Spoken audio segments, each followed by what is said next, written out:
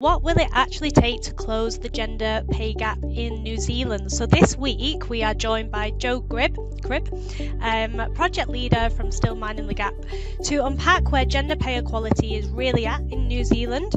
And we are going to have a chat around what is still getting in the way of real progress. If pay equality is going to be more than just a long-term goal, what actually has to change? And also on today's show, if you're looking to hire quality talent fast, then we've got 3 candidates who are ready to work right now in New Zealand.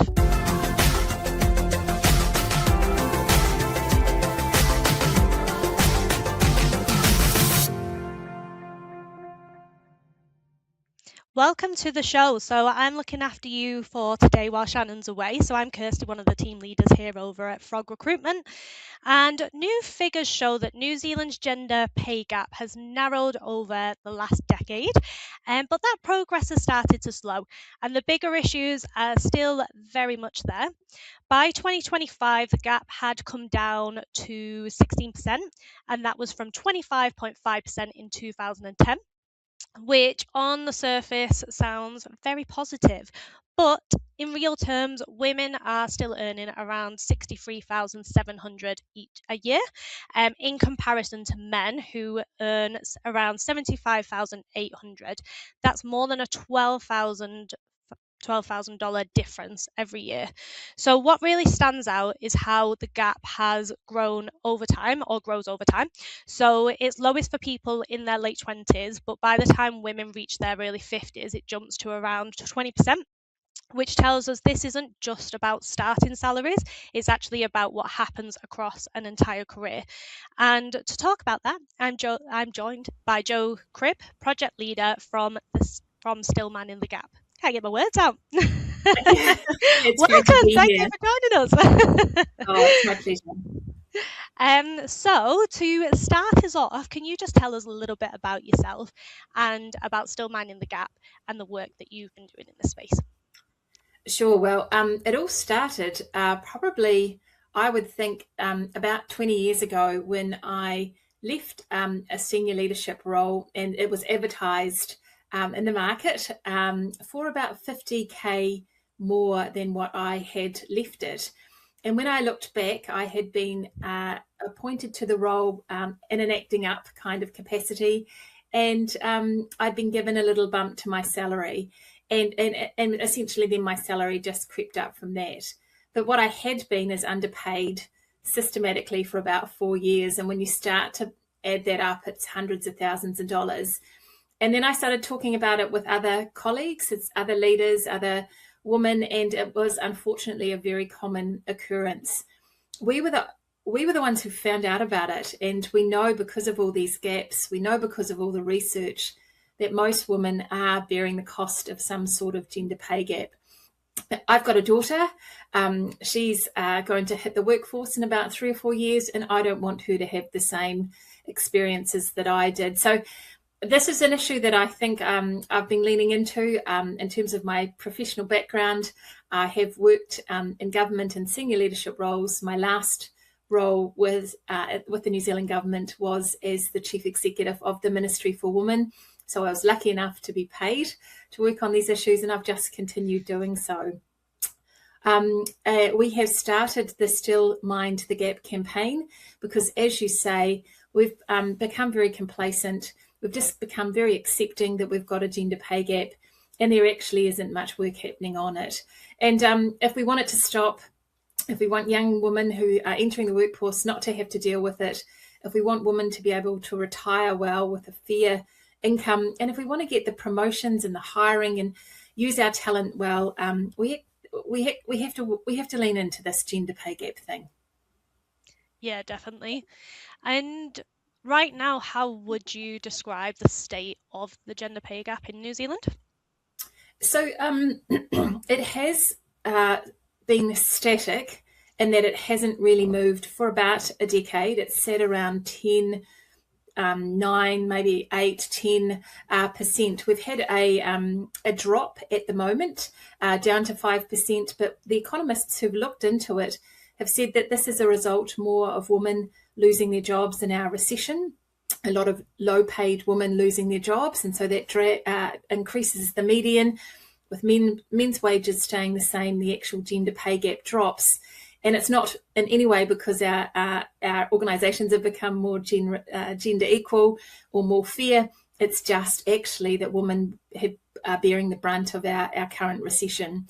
So if we say that the sort of standard is about 10%, yeah, it's not.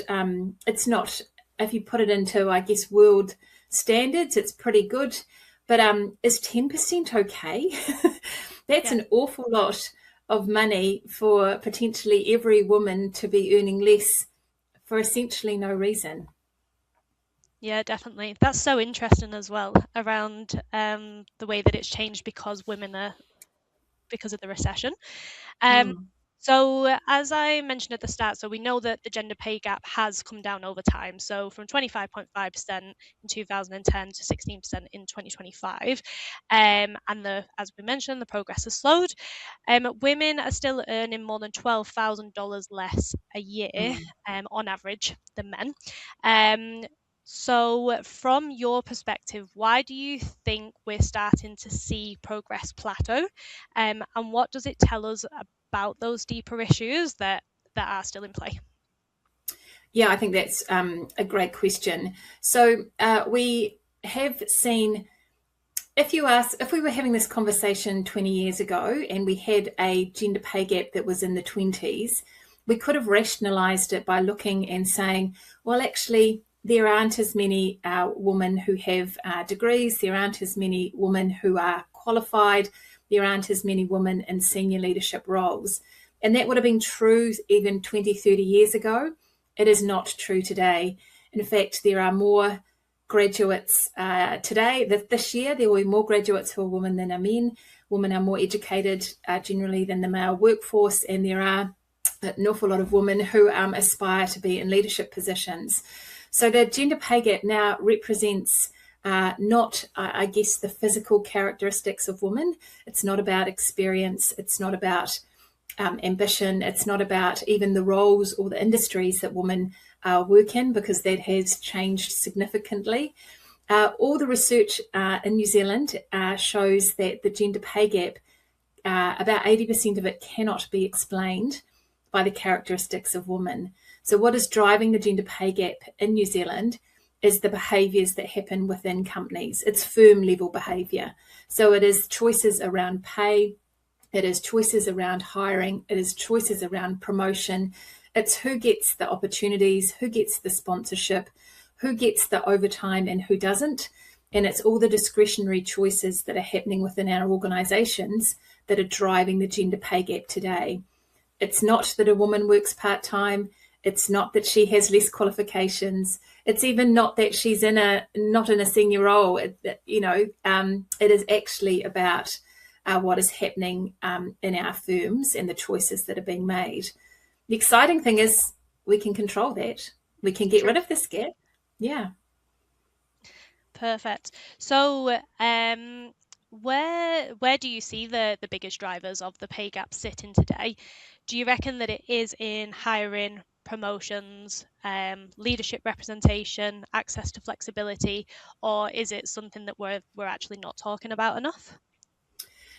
Well, I think it's all of those, all of the above, where there is discretion and choice, if that makes sense. So often if you have very structured pay schedules and they're very transparent ways of moving through them, we find that there's less gender pay gaps because it is essentially all transparent. Wherever we get discretion, we start to get gaps. And unfortunately, again, the research shows that there is some bias here, particularly, say, for women who work part-time. You automatically take a 10% tax regardless. You're often not offered the opportunities for career development because you might not work on a Friday afternoon. We often make a whole lot of assumptions around women who have young children. They're not the assumptions or the choices that women are making, it's the choices their employers are making.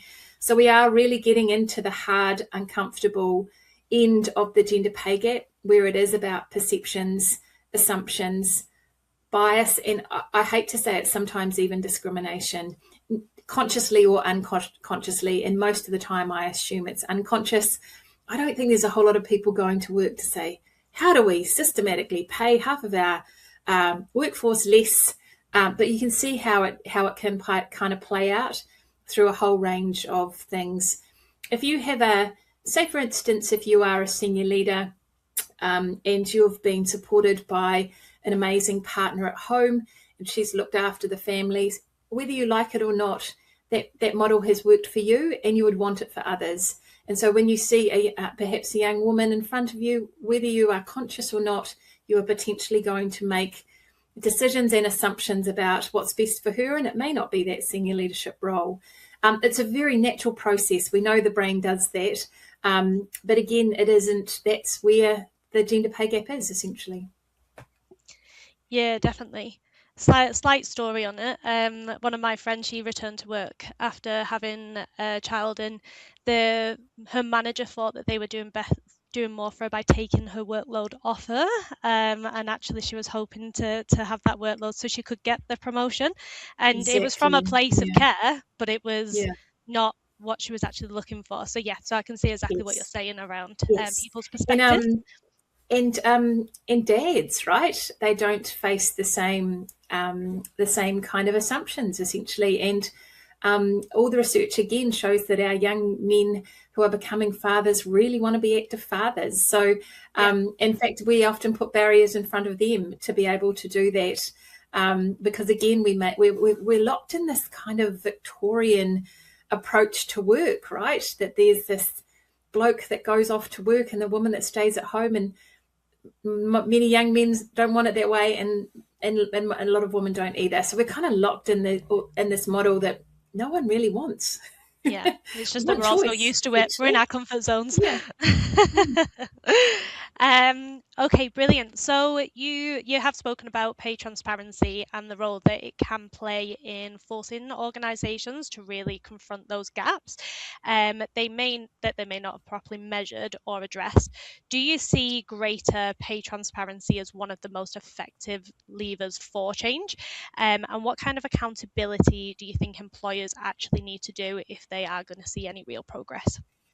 Yeah, that's a great question. So I very much admire Australia. For 2 years, you've had your Gender Pay Gap Day, where the pay gaps of your large businesses have been made public, and it has all the research has shown that it has driven a whole series of behaviours. When you have to put your gender pay gap up there, the first thing you do is go and look at it. The second thing you do is try to understand it. And the third thing you do is try and reduce it, because you don't want to put the same gap up the next year. And again, all the Australian research shows, if you look at the evaluation of the law, shows that businesses are starting to do things to look at their caring policies, their people policies, their promotion policies. You're seeing organisations leaning into flexible work that haven't. So it's driving a whole conversation about how do we use our talent better? How do we ensure that we are a fair workplace? Again, the research shows that it actually makes for increased employee engagement. It makes for a better place to work for everyone. And what do you know? You become a much more attractive employer. You retain your great staff and talent, and your productivity goes up. We know this because a lot of countries that the EU has introduced pay transparency reporting for every country, for every business, right down to very small businesses. And the United Kingdom has had pay transparency for nearly a decade. So we have a very clear understanding of how it works, and it's the power of sunshine. It also gives us power. Like if we're thinking about two different organizations and two different businesses, we can choose the one perhaps that's got a active plan around its gender pay gap and not the other. We can become more active consumers. That's particularly what's happened in the UK. And again, it just makes for a better organizational culture, increased engagement and productivity. And the line is so clearly being researched. So it's been proven, and New Zealand is just I don't know, we're dragging the train. We're not on it. New Zealand women don't have that kind of protection of employees being forced to look. The Ministry for Women did a piece of research and found 40% of New Zealand businesses had never calculated their gender pay gap. So they just don't know. And that's where our gender pay gap lies in New Zealand, in that unknown, uncalculated pay gaps. Yeah, that's so interesting. And like you said, considering that the UK and Australia have done it, at least we can leverage from how they've kind of done it, and we know what's gone well, what hasn't gone well. And absolutely. We can have the world's best pay transparency scheme. Here we know that it has to be easy for employers. You don't want to make it complex, and it has to be enforced. Like it can't just be just a nice thing to do. It actually is that if everyone's doing it, everyone should do it, and there are consequences if you don't. So we know what works, that you make it easy for employers to be successful, and that you also include a degree of expectation that you perhaps over time are not only reporting, but that you are creating plans and that your gap is going down. So increasing, I guess, over time the expectations for the gap to go down. Yeah, perfect. And finally, when we talk about real progress, what does that actually look like from here? Not just a smaller gap on paper, which I know that you just touched on, but better outcomes for women across their full careers. So I would like to see, I think the retirement savings gap, so our KiwiSaver gap, where women are retiring at the moment with a sort of 25% less retirement savings, and women are going to live longer, really makes me feel uncomfortable. So that all these decisions that are happening in firms today are ensuring that we may have a lot of older women living in poverty. So there's something really important about getting it right, not only for today, but for tomorrow as well. Real progress for me is that gender and race just don't come into pay. They've got nothing to do with it. We're actually rewarding talent and experience. I mean, it just makes sense, really. And that our workplaces are equal and fair places to work, where, if you are talented, if you are working hard, there's no obstacles based on your gender or race for succeeding. And that's the pathway to profit and impact. So for me, it's a no-brainer for businesses to invest in this. Well, thank you so much. Thank you for running through all of that with us. It's definitely very interesting. Was there anything else that you wanted to mention before we close things off? Am I allowed to tell you about our current campaign? Is that okay? Of course you are.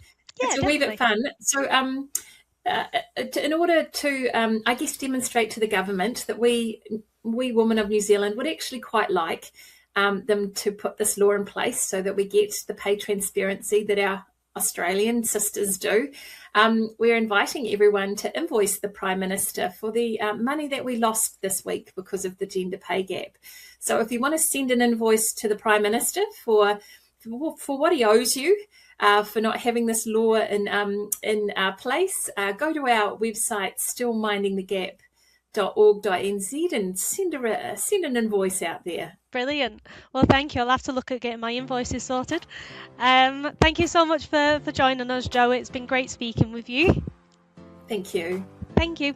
So that's all for this week. And just to close off, if you are hiring and finding the market a little bit frustrating, Frog Recruitment Services work with businesses to get a really clear understanding on what success looks like in a role that makes clarity and all that difference. So if you do want to have a look at our services, then please do go to our website and you can get in contact with us today on the details shown below. If there is a topic that you would like us to explore, or if you are interested in being a guest, then we would love to hear from you. So please do reach out, and we will see you next time.